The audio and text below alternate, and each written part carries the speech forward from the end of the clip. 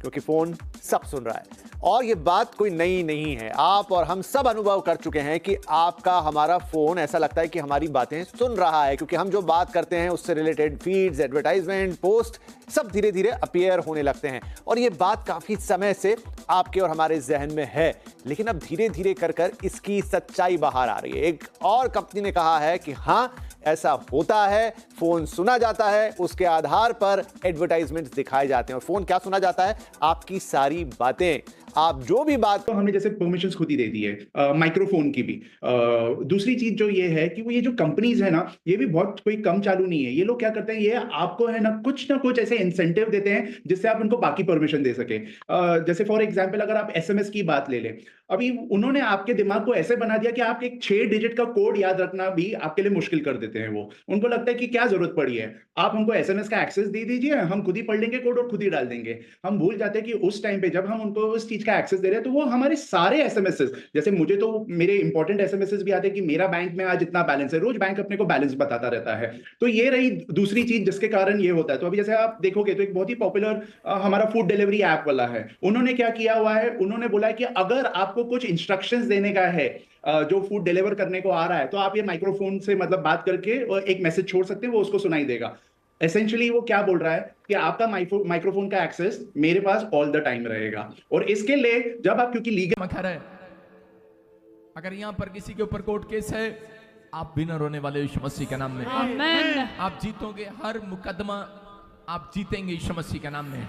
आपका मुकदमा परमेश्वर लड़ेगा यीशु मसीह के नाम में। पवित्र आत्मा में विश्वास करता हूं परमेश्वर जो इस समय यहाँ पर बैठे हैं और सुन रहे हैं मुझे, इस समय वो खाली हाथ ना जाए परमेश्वर। इसी समय पवित्र आत्मा इनका चिल्लाना तुझे भाई,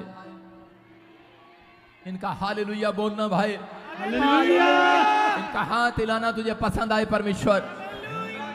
मैं विश्वास करता हूं जिन्होंने गाया और बजाया परमेश्वर, जो हर संडे प्रभु ये क्वायर वॉलंटियर परमेश्वर यहां पर आते हैं, अपने सिर पर हाथ रखो हर एक जन, और मैं इसी समय इनके ऊपर से वो शराब बंधन तोड़ देता हूं आज यीशु मसीह के नाम में। टूट जाए, हर आशीष आपकी झोली में आए आज। आमीन। परमेश्वर आशीषें आने पाए यीशु मसीह के नाम में। मैं विश्वास करता हूं परमेश्वर कि ये छोटे लोग नहीं रहेंगे आज से। आमीन।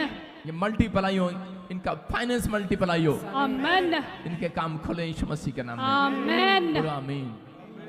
जब मैं प्रार्थना कर रहा था, प्रभु ने मुझे फिर कहा बहुत सारे लोगों को बता, अब सुनने में मिलेगा आपको, इंडिया में कई जगह पर सूखा, फसलों में वो बारिश नहीं होगी जो पहले होती थी। कुछ चीजें कुछ जगह पर अद्भुत होंगी। बहुत सारे लोगों को मैं से देख रहा हूं, बहुत सारे लोग सुन रहे हैं इस समय। मैंने कहा था बहुत सारी चीजों के लिए अबलबा शबलबा बलबा शबलबा, लेकिन पवित्र आत्मा ने कहा मैं अपने लोगों का फेवर करूंगा। यह अप्रैल जैसे ही खत्म होगा, इस अप्रैल पर परमेश्वर का एक बहुत बड़ी अनॉइंटिंग थी जो आपने ईस्टर के दिनों में मनाई है। वो अभिषेक आज जो मुझे सुन रहा ऑनलाइन में और यहां पर खड़ा है, चाहे वो कहीं से भी आया है, उसके घराने के बाहर एक भी पत्थर हिलाया नहीं जाएगा। यस आमीन।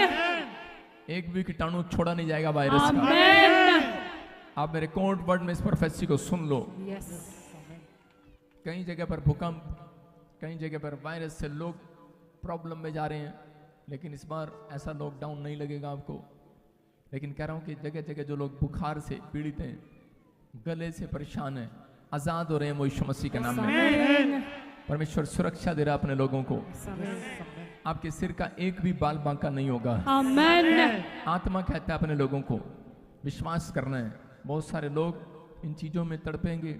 कई जगह पर आप देखेंगे, जापान में, चाइना में, अलग अलग जगह देखेंगे सुनामी लहरें उठती हुई देखेंगे। यूएसए के किसी कोने में छतें उड़ते हुए देखेंगे, प्रॉब्लम्स देखेंगे।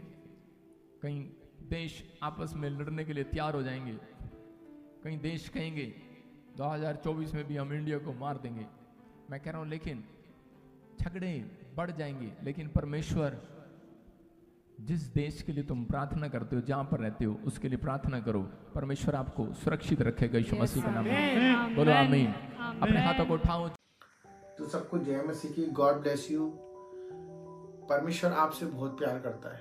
मेरे भाई बहनों, आज मैं आपको ऐसा सुंदर वचन बताने वाला हूँ जिस वचन के द्वारा आप अपनी आत्मिक उन्नति भी कर सकते हैं, अपने जीवन के सारे रुके कामों को पूरा होते देख सकते हैं, अपने हर एक वो चीज़ को प्राप्त कर सकते हैं जिस चीज़ के लिए परमेश्वर ने आपको भेजा है, और परमेश्वर ने आपके लिए क्या तय किया है और परमेश्वर आपसे क्या कहना चाहता है। इस वचन के द्वारा मैं आपको बताना चाहता हूँ, क्योंकि आप जो रोगों में पड़े हो, बीमारियों में पड़े हो, जो लाचारी में पड़े हो, आज इसी वचन के द्वारा आप छुटकारा भी पा सकते। उस वचन को मैं पढ़ता हूँ जो कि है लूका की किताब में 10वें अध्याय के 9वें पद में, जहाँ परमेश्वर हमसे कहता है कि देखो मैंने तुम्हें सांपों और बिच्छुओं को रोंदने का और शत्रुओं की सारी सामर्थ पर अधिकार दे दिया है। तो परमेश्वर हमसे क्या कह रहा है कि देखो मैंने तुम्हें सांपों और बिच्छुओं को रोंदने का और शत्रुओं की सारी सामर्थ पर अधिकार दे दिया है। Right, hallelujah. परमेश्वर ने हमें सांप, बिच्छू और सारे शत्रुओं पर अधिकार दे दिया है, रोंदने के लिए अधिकार दे दिया है। तो इस बात का अगर हम मनन करें तो परमेश्वर हमसे कहना चाहता है कि उसने हमें सारे अधिकार हमें दे रखे हैं।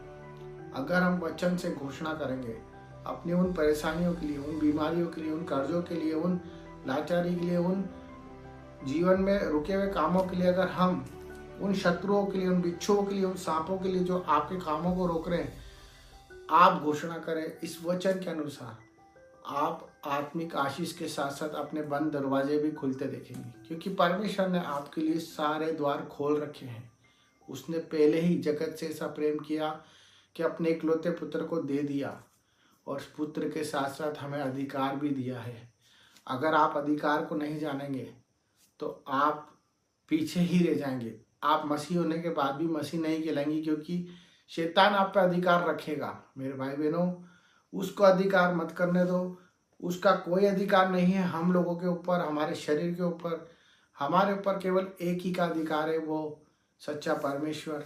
तो आप भी अपने अधिकार का यूज़ करें और अपने पड़ोसी के लिए, अपने घर वालों के लिए, अपने लिए वो घोषणा करना चालू करें जो आप चाहते हैं।